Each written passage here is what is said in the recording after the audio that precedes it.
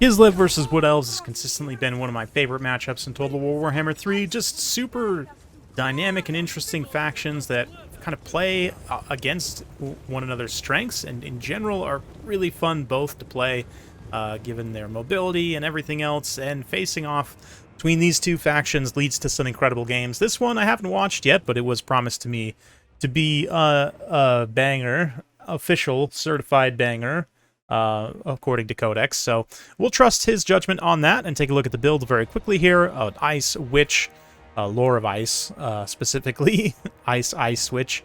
Yeah, she's got just the summon here, and it looks like the Ice Maiden's Kiss, low tier spell, and Crystal Sanctuary, very interesting. 80% damage resistance for freeze in place, literally.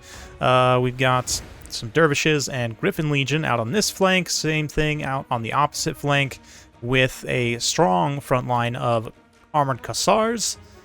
Kossars to back them up, some spears out on the flanks. Already, those Eternal Guards feeling the ice baby. Dryads in the front line mixed with said Eternal Guards. We've got Glade Guards in second line, Hagbane Tips, it looks like, and Starfire Shafts mixed in with some Wild Riders defending, and a Spellweaver of Shadows, just Melkoth's Mystifying Miasma, for efficient damage. Also, a little bit of control aspect.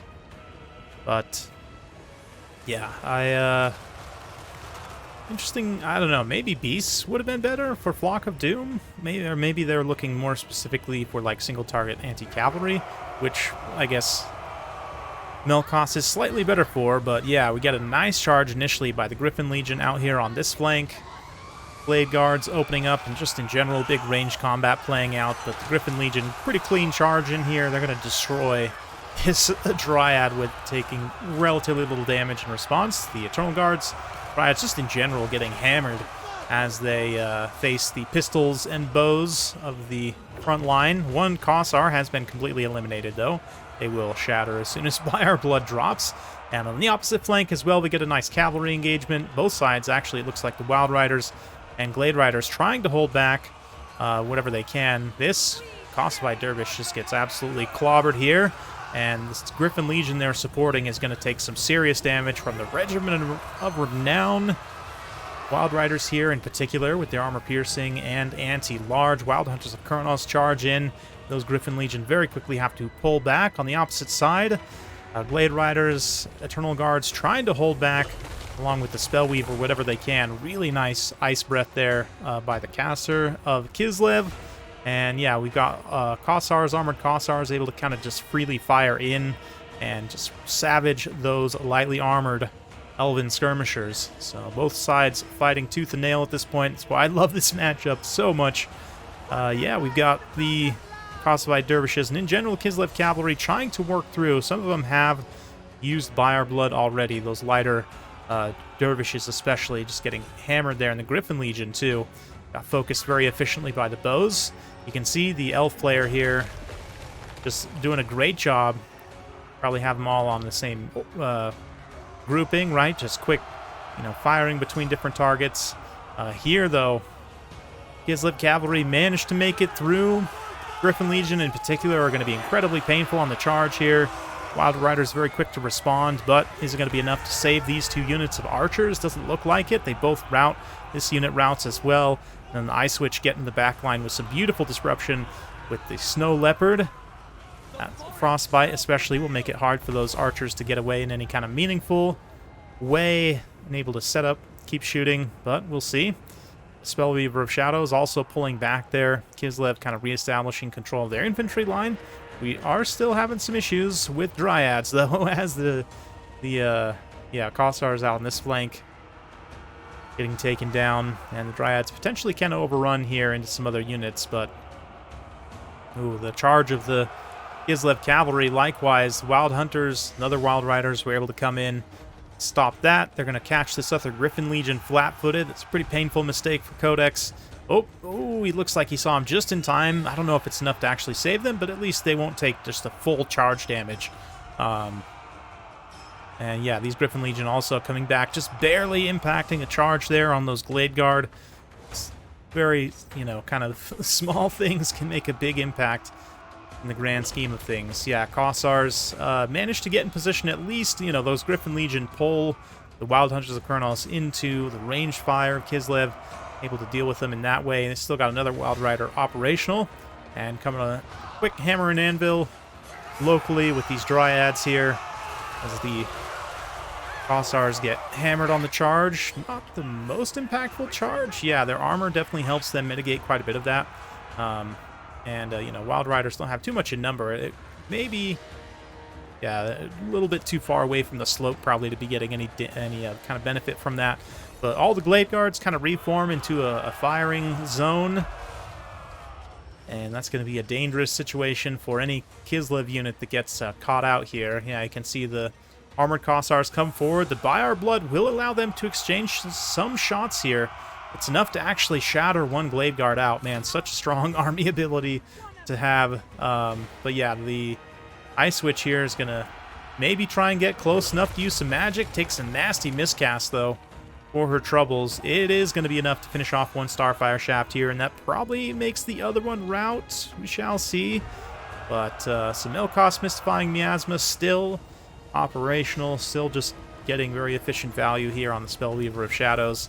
And yeah, it's a little bit of firing in the back by the Starfires, who held all three, well, two Starfires, one regular Blade Guard. That armor-piercing damage from the Starfire is so helpful against the 80 armor of the Kossars, and that By Our Blood activates for these two, so slowly but surely working through the leadership of these units. The Ice Witch, though, unrelenting.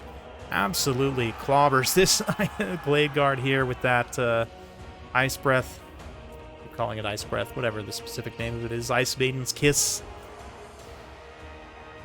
It is kissing time for sure. As the Ice Witch maneuvers away. Her versus the Spellweaver right now, they're pretty peer opponents. The Ice Witch actually has a pretty good weapon strength and melee attack advantage. A little bit more armor as well, so yeah, I'd have to give that duel to the Ice Witch, but understandably with the HP difference and with the Archer support nearby, she might not necessarily want to take this engagement against the Spellweaver. Yeah, it looks like she's trying to maybe get the Spellweaver away from the Archers, but we're going to get a nice... Oh, looks like they do actually come into contact there as the Ice Spell goes off. These two potent Spellcasters making their final duel. What an epic finish. They're remnants of their armies fighting in the background. Beautiful backdrop. Yeah. Oh, did the Spellweaver actually win? Not necessarily.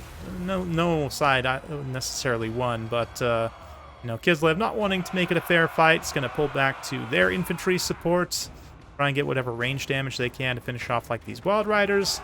The Starfires as well are still firing, and they can fire while advancing very critically.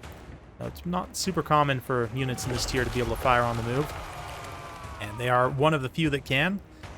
Means, yeah, in this type of situation when they're advancing, just trying to take down literally whatever targets they can at this point. Although maybe one volley right in the face of the Ice Witch might have been enough to finish her leadership off. Instead, they take a charge. She's going to cut through a few of them. Meanwhile, Melkoss the same. The Spellweaver finishes off the Armored Kossars there. So I think it's going to come down to a duel between these two Spellcasters as they ultimately finish off each other's army here. Yeah, we've got 13 Eternal Guard and 23 Kossars there, 12 Kossars there. And, ooh, the Wild Riders also come back. Griffin Legion also come back. So, shall see. Fast forward just a little bit as the... Ooh, she's going to get caught, though. Ice Witch was maybe going to escape there. The Griffin Legion just shatter those Eternal Guard on the charge. They don't care one whit about the charge bonus, but, yeah, the Wild Rider is going to rout. Melkoss Mystifying Miasma routs the Griffin Legion, and... well, a couple of them impact with their lances at least before they are going to maybe just die. Wow. 26 HP with the two of them left. At least they're fighting for the time being. And actually kind of important here, they get a little stagger there on the Spellweaver. And importantly, you kind of see they're going to eat some of the damage from these attacks, I would imagine. Yeah. Looks like they're going to maneuver away. Maybe see if they can get a situation where the Ice Witch can get her charge bonus, especially in like a side or rear charge, would be absolutely devastating. That micro level engagement just, you know, really heads up play there from Kislev, from Codex. See if it's going to be enough. We'll take the health bars away just to add some extra suspense. And just watch. Oh, a little Melkos. It'll be a tiny bit of damage. That minuscule amount extra. But right now, the Ice Witch not doing as many attack animations. It seems like the Spellweaver has a much faster attack speed. Oh, what was that? Did you just throw a rock at her? What was that? Is she punching her? What is that? What is that attack animation? Is she just slapping the Spellweaver? Like what is happening? Please do that attack animation again. Come on, just whack her. Is she also like casting a little spell there? That is wild. And she is just smacking her. Oh man, I'm sorry. It's such a... Whew. That is, I've never seen this. Did anyone know this attack animation was a thing? And she just punches.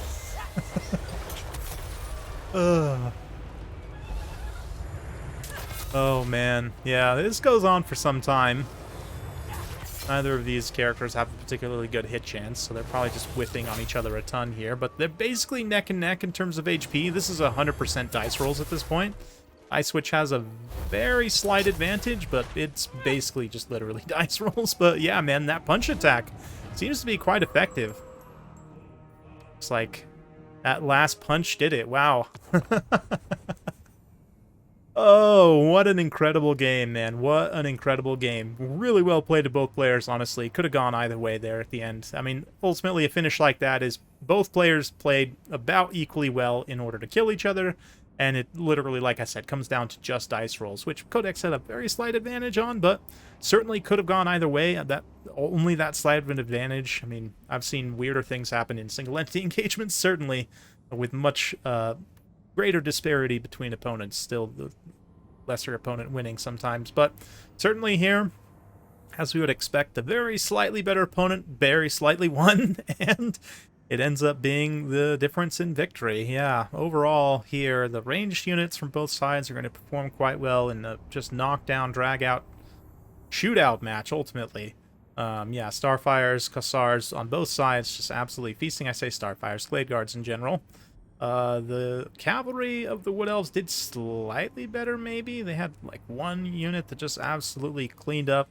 Whereas on the Kislev side, you had some pretty good value spread around. It's not necessarily did badly, but just in general, you didn't have one kind of outstanding unit there. Dryads also, 1197. That's pretty outstanding. Or a kind of mobile shock infantry.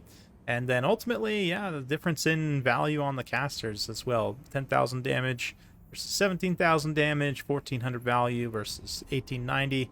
So very, very close. Super close. And certainly a game I enjoyed. If you did, be sure to like and subscribe, hit that bell notification button. Every time I upload a new video, you'll be notified. Thanks again. See you next time.